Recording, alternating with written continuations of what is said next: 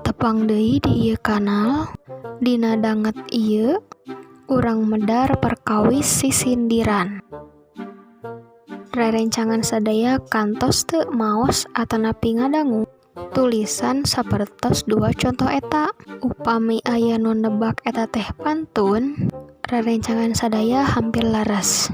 Eta 2 contoh teh mangrupa sisindiran. Naon ari sisindiran teh?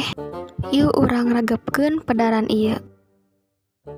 Sisindiran asalna tina kecap sindir, nu hartosna omongan atanapi cariosan nu dibalibirkeun atawa henteu tobmol. Nu disebat sisindiran nyaeta karya sastra nu ngagunakeun rakitan basa kalayan dibalibirkeun. Dina sisindiran eusi atawa maksud nu dikedalkeun teh dibungkus ku cangkangna. Dina sastra Indonesia, sisindiran kirang langkung sami sareng pantun. Dumasar kana wangunna aya 3 rupa sisindiran. Naon wae atuh? Yuk urang tataan hiji-hijinya. Kahiji, rarakitan. Rarakitan umumna diwangun ku 4 padalisan. Padalisan kahiji sareng kadua disebatna cangkang. Padalisan katilu jeung kaopat disebatna eusi. Disebat rarakitan lantaran kecap awal padalisan kahiji sami sareng kecap awal padalisan katilu. Sapertos dina conto nu dipidangkeun, padalisan kahiji sareng katilu dikawitan ku kecap sapanjang. Ari padalisan kadua sareng kaopat sami-sami dikawitan ku kecap moal. Ku ayana sasarwaan kecap awal teh akhirna wangun sisindiran ieu disebatna rarakitan, dipapandekeun kana rakit anu papak bagian puhuna.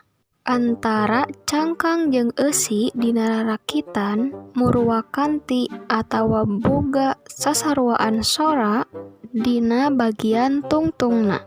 Sapertos dina conto, tungtung padalisan kahiji sareng katilu sami-sami sora vokalna a dina engang ang. Ari dina padalisan kadua sareng kaopat sami-sami sora vokalna a dina engang an. Wangun kadua tina sisindiran nyaeta paparikan. Paparikan sami sareng rarakitan, sami-sami umumna diwangun ku 4 padalisan. Padalisan kahiji sareng kadua sami-sami disebat cangkang. Oge baris katilu sareng kaopatna sami-sami disebat eusi. Nu ngabentenkeun antawis rarakitan sareng paparikan nyaeta poin ieu. Disebat paparikan lantaran padeuketna sora antara kekecapan dina padalisan kahiji sareng katilu oge dina padalisan kadua sareng kaopat. Paparikan asalna tina kecap parek nu hartosna padeukeut. Cobi ditinggal contoh nu ayanya. Teu aya sasarwaan kecap awal sapertos dina rarakitan. Tapi aya sasarwaan sora di bagian tungtung antara bagian cangkang sareng eusi. Tiasa ditinggal sora tungtung padalisan kahiji sareng katilu sami-sami vokalna i. Ari tungtung padalisan kadua sareng kaopat sami-sami sora vokalna u. Wangun pamungkas tina sisindiran nyaeta wawangsalan. Wawangsalan ukur diwangun ku 2 padalisan.